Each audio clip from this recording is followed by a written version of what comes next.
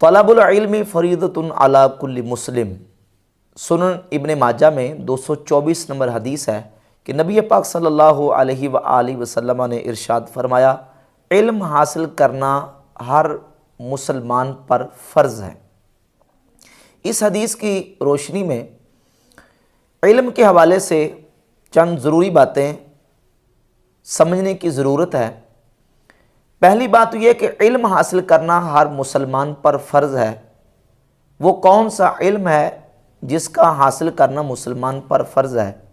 قرآن مجید اور احادیث طیبات کی روشنی میں ہمیں جو واضح ہوتا ہے وہ یہ ہے کہ قرآن مجید اور احادیث کی روشنی میں جس علم کو فرض قرار دیا گیا ہے وہ علم دین ہے۔ قرآن میں اور احادیث میں جس علم کی فضیلت بیان کی گئی اور علماء کے جو فضائل بیان کیے گئے ہیں تو اس سے مراد علوم دینیہ اور دین کے علماء ہیں جن کے فضائل کو بیان کیا گیا ہے، اور جس علم کو فرض کیا گیا ہے وہ علم بھی دین کا علم ہے کہ ایک مومن مسلمان کے لیے دین کا علم حاصل کرنا فرض ہے۔ کیوں؟ اس لیے کہ بنیادی طور پر علم کی دو قسمیں ہیں، ایک علم نافع اور دوسرا علم دار ہے۔ علم نافع یعنی نفع دینے والا علم، اور علم دار یعنی نقصان دینے والا علم۔ اور احادیث میں نبی کریم علیہ الصلوۃ والسلام کی دعائیں مذکور ہیں کہ نبی پاک علیہ الصلوۃ والسلام نے اللہ رب العزت کی بارگاہ میں علم نافع کا سوال کیا ہے اور علم دار سے پناہ مانگی ہے۔ اور پھر علم جو ہے اس کی مختلف اقسام ہیں اور اس کے مختلف مراتب اور درجات ہیں۔ علم فرض بھی ہے، علم سیکھنا واجب بھی ہے، علم مستحب بھی ہے، مباح بھی ہے، علم حرام بھی ہے، مکروہ بھی ہے، اور بعض صورتوں میں کفر بھی ہے۔ یعنی اگر علم کہانت، علم سحر یا اس طرح کے دوسرے غیر شرعی علوم ان کی بات کی جائے تو اس پر فقہاء نے تفصیل کے ساتھ لکھا ہے، اور کتب فقہ میں جو علوم کی اقسام اور تقسیم بیان کی گئی ہے اس سے بات بالکل واضح ہوتی ہے کہ ان علوم کو سیکھنے کی شرعاً اجازت نہیں ہے۔ یعنی ایک مسلمان علم سحر، جادو کا علم سیکھتا ہے، کہانت کا علم سیکھتا ہے، اور بالخصوص وہ علوم جو شرکیہ اور کفریہ کلمات کے اوپر مشتمل ہے تو ان کو تو سیکھنے کی اجازت نہیں ہے، یہ علم دار میں آتے ہیں، لہذا ان کا سیکھنا فرض تو کجا سیکھنا جائز ہی نہیں ہے۔ تو پھر اس تقسیم سے بات واضح ہوتی ہے کہ بعض علوم جو ہے ان کا سیکھنا حرام، بعض کا مکروہ اور بعض کا کفر تک چلا جاتا ہے۔ اور جب ہم دین کے علم کی بات کرتے ہیں جس کو شریعت نے ایک مومن مسلمان پر فرض قرار دیا ہے تو دین کی تعلیمات جو ہے اس کی مختلف اقسام ہیں۔ سب سے پہلی قسم جو دین کی تعلیمات کی ہے اس کو علم العقائد اور ایمانیات کا علم کہا جاتا ہے۔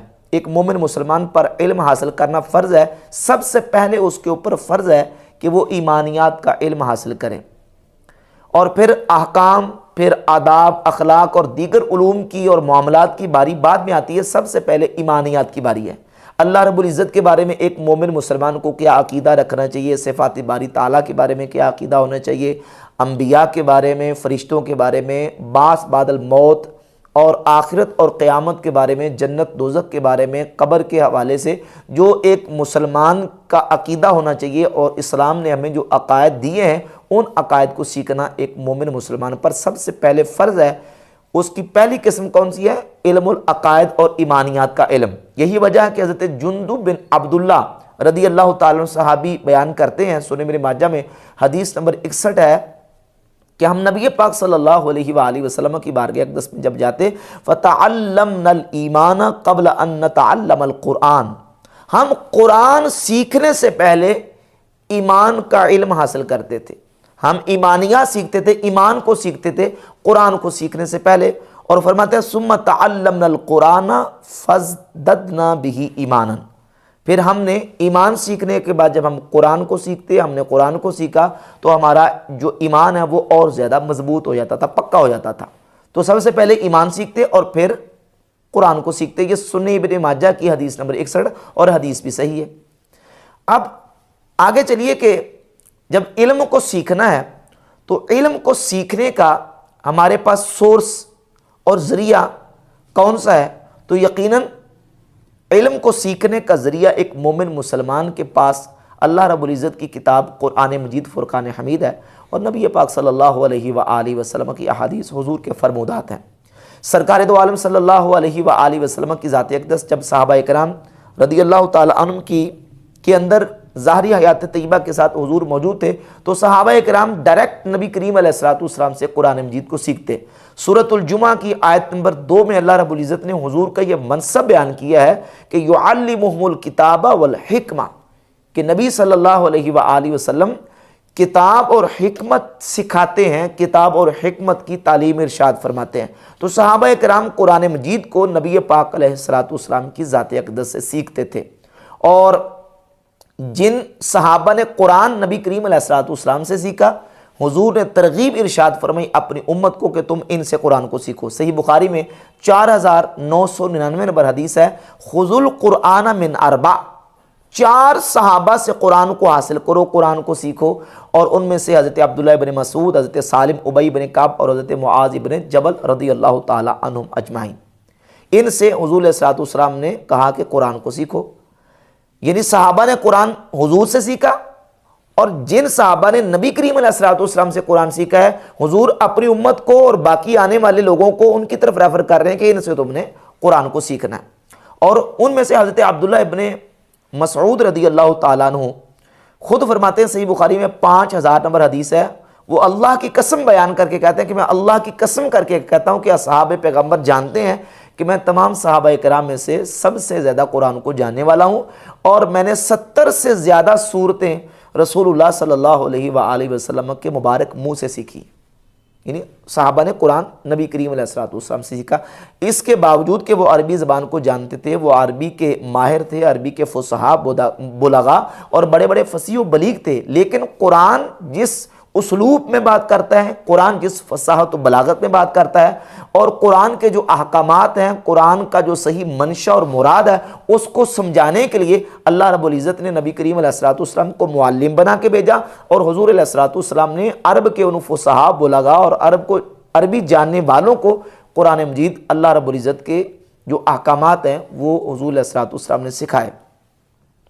تو سب سے پہلا سورس مسلمان کے پاس علم کو سیکھنے کا وہ قرآن ہے، اور پھر نبی پاک صلی اللہ علیہ وآلہ وسلم کے فرمودات، حضور کی احادیث طیبات ہیں۔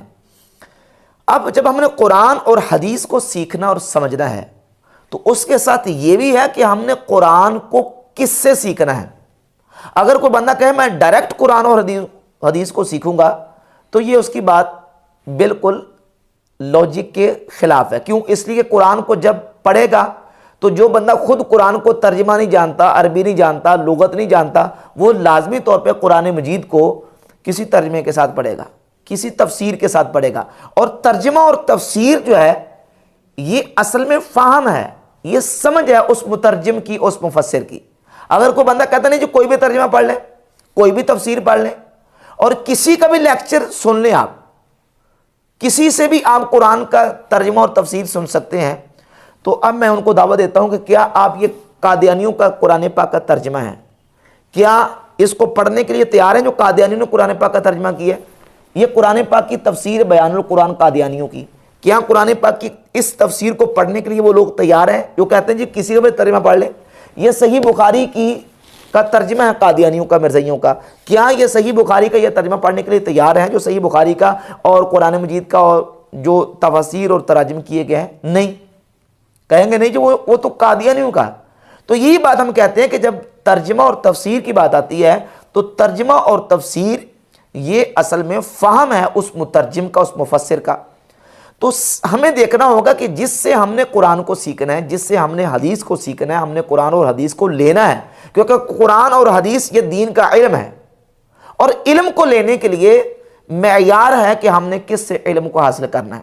صحیح مسلم کے مقدمہ میں امام مسلم رحمۃ اللہ تعالی علیہ نے امام محمد بن سیرین رحمہ اللہ سے ایک روایت کو نقل کیا ہے، روایت نمبر 26 ہے۔ امام محمد بن سیرین بہت بڑے جلیل القدر تابعی ہیں، حضرت انس بن مالک کے اور حضرت ابو ہریرہ رضی اللہ تعالی عنہما کے شاگرد ہیں۔ وہ فرماتے ہیں ان ھذا العلم دین فانظروا عمن تأخذون دینکم، یہ علم دین ہے، یہ جو علم ہم حاصل کرتے ہیں یہ دین ہے، یہ دیکھو کہ تم اپنا دین کہاں سے لے رہے ہو۔ فانظروا امن تاخذون دینکم، دیکھو کہ تم دین کہاں سے حاصل کر رہے ہو، دین کہاں سے لے رہے ہو۔ اور ساتھ ہی صحیح مسلم کے مقدمہ میں روایت نمبر 27 ہے، امام محمد بن سیرین رحمۃ اللہ تعالی علیہ فرماتے ہیں کہ پہلے جب کوئی شخص روایت آ کے بیان کرتا تو اس سے پوچھا نہیں جاتا تھا اس کے رجال کے بارے میں۔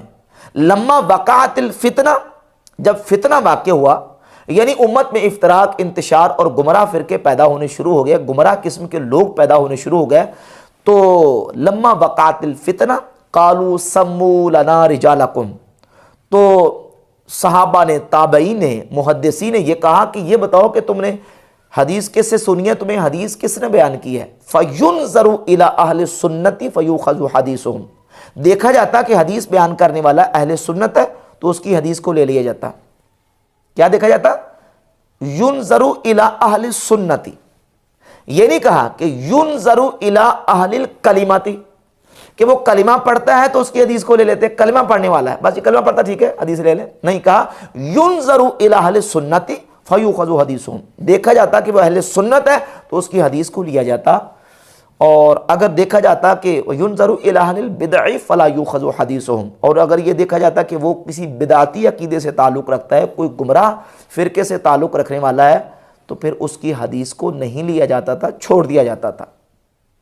اور اسی صحیح مسلم میں امام مسلم رحمۃ اللہ علیہ نے روایت نمبر 32 بیان کی، امام عبداللہ بن مبارک رحمۃ اللہ تعالی علیہ بہت بڑے عظیم المرتبت محدث اور امام ہیں، وہ علل اعلان لوگوں کے سامنے یہ اعلان کر کے کہا کرتے تھے کہ لوگوں عمر بن ثابت کی احادیث کو چھوڑ دو، دعو حدیث عمر بن ثابت فإنہ کان یسب السلف، عمر بن ثابت کی حدیث کو نہ لو، کیوں؟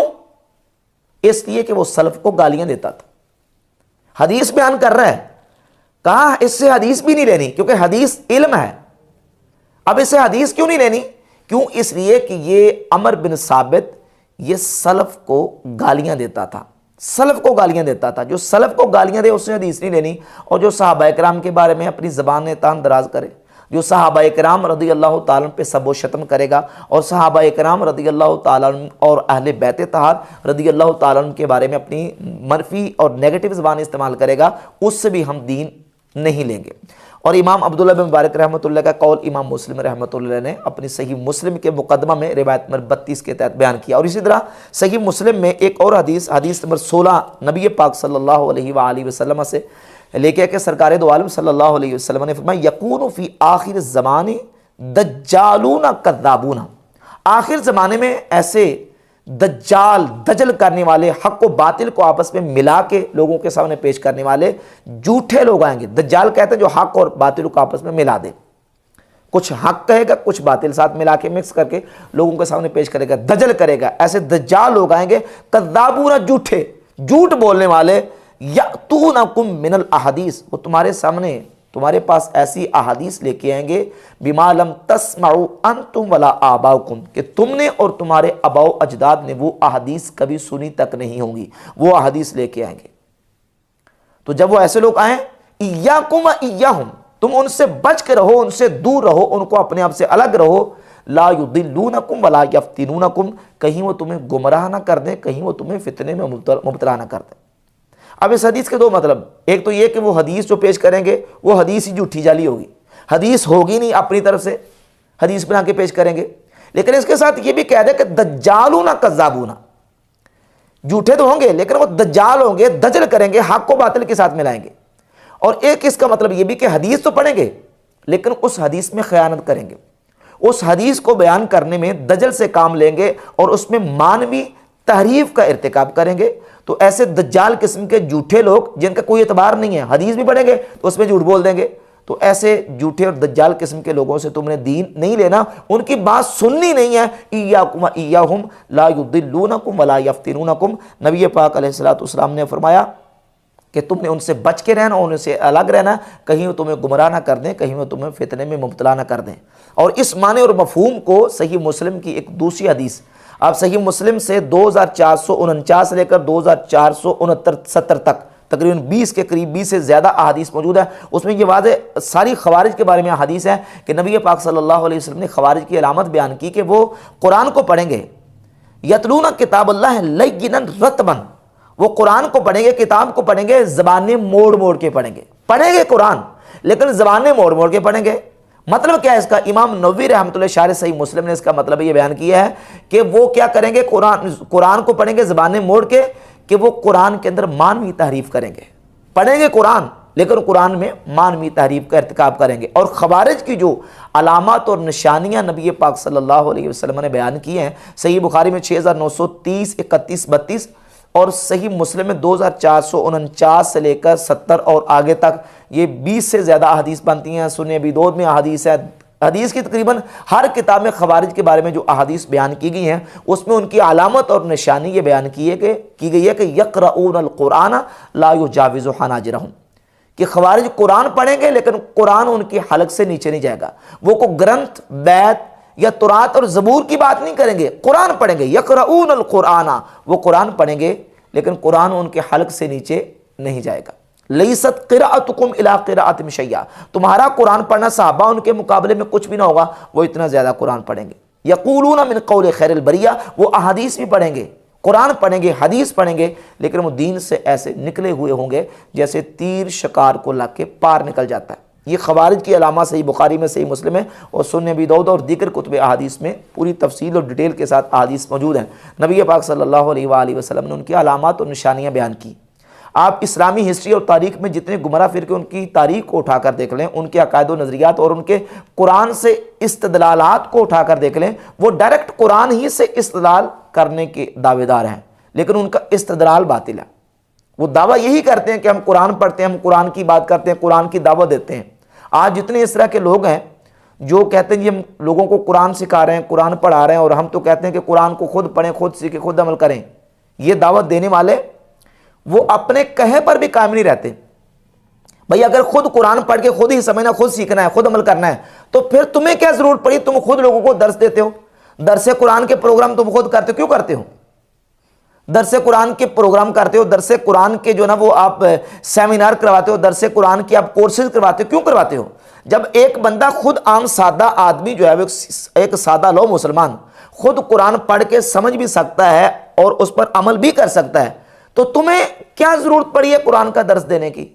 تو اصل مقصد یہ ہے کہ یہ لوگوں کو اہل سنت و جماعت کے عقیدے سے ہٹا کر اپنے پیچھے لگانے کی کوشش کرتے ہیں. اور جتنے گمراہ فرقے ہیں ان کی تاریخ کو اٹھائیں، وہ ایسے ہی کرتے ہیں کہ وہ لوگوں کو قرآن ہی کا دعویٰ کر کے غلط استدلال کر کے گمراہ کرنے کی کوشش کرتے ہیں. صحیح مسلم میں حدیث نمبر 93 امام مسلم رحمۃ اللہ لے کے آئے، سیدنا عبداللہ ابن عمر رضی اللہ تعالیٰ کے سامنے یحییٰ بن یعمر تابعی ہیں، وہ مسجد نبی شریف حضرت عبداللہ بن عمر جا رہے تھے کہ رستے میں اپنے ساتھی کے ساتھ مل کے ان کے سامنے آئے اور حضرت عبداللہ بن عمر سے یحییٰ بن یعمر نے آ کے کہا کہ حضور ہمارے علاقے میں کچھ لوگ ہیں یقرؤون القرآن ویتقفرون العلم، وہ قرآن پڑھتے ہیں اور علم حاصل کرتے ہیں. یعنی یوں سمجھ لیں کہ وہ اپنے آپ کو علمی کتابی کہتے ہیں. یقرؤون القرآن ویتقفرون العلم، وہ قرآن پڑھتے ہیں اور علم حاصل کرتے ہیں، علم طلب کرتے ہیں. اور پھر ان کے حالات کو بیان کیا کہ گویا کہ وہ اپنے آپ کو علمی کتابی کہتے ہیں. وَأَنَّهُمْ يَزْعُمُونَ أَن لَا قَدَرَ وَأَنَّ الْأَمْرَ أَنْفٌ، اور وہ اس بات کا انکار کرتے ہیں کہ تقدیر کوئی شے نہیں.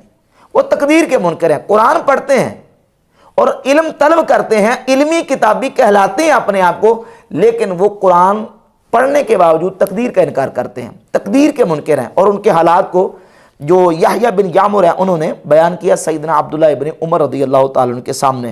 تو سیدنا عبداللہ ابن عمر رضی اللہ تعالیٰ عنہ نے فرمایا کہ اذا لقیت اولئک فاخبرهم انی بریء منہم، جب تم ان سے ملو جا کے، ان علمی کتابیوں سے جا کے ملو تو ان سے جا کے کہنا کہ عبداللہ بن عمر تم سے بری ہیں، وَأَنَّهُمْ بُرَاءٌ مِّنِّي، اور وہ مجھ سے بری، میں ان سے بری ذمہ ہوں اور وہ مجھ سے بری ذمہ ہے. وَالَّذِي يَحْلِفُ بِهِ عبداللہ بن عمر، فرماتے ہیں کہ اس ذات کی قسم جس کی عبداللہ بن عمر قسم کھاتا ہے، لَوْ أَنَّ لأحدهم مثل احد ذهبا فانفقه ما قبل الله منه حتى يؤمن بالقدر.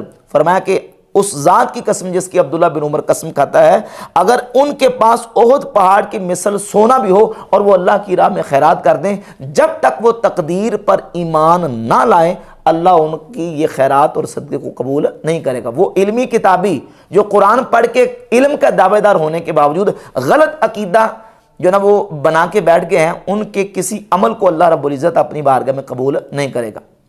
اب دیکھیں قرآن کا دعویٰ، آپ خوارج کے عقیدے کو اٹھا کر دیکھ لیں، نواسب کے عقیدوں کو اٹھا کر دیکھ لیں، معتزلہ، مرجیہ، مشبہہ، مجسمہ، جتنے گمراہ فرقے ہیں وہ قرآن کی بات کرتے ہیں، قرآن کے مدعی اور دعوے دار ہیں، لیکن ان کے استدلالات باطل ہیں. صحیح مسلم میں ایک اور حدیث ہے 473 نمبر.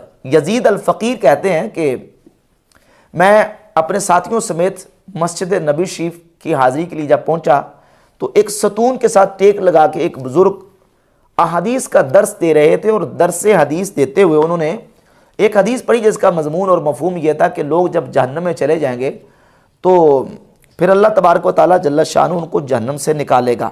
یزید الفقیر کہتے ہیں کہ میں اس بزرگ کے آگے ہوا. وہ بزرگ کوئی عام شخصیت نہیں، وہ حضرت سیدنا جابر بن عبداللہ انصاری صحابی رسول ہے رضی اللہ تعالیٰ.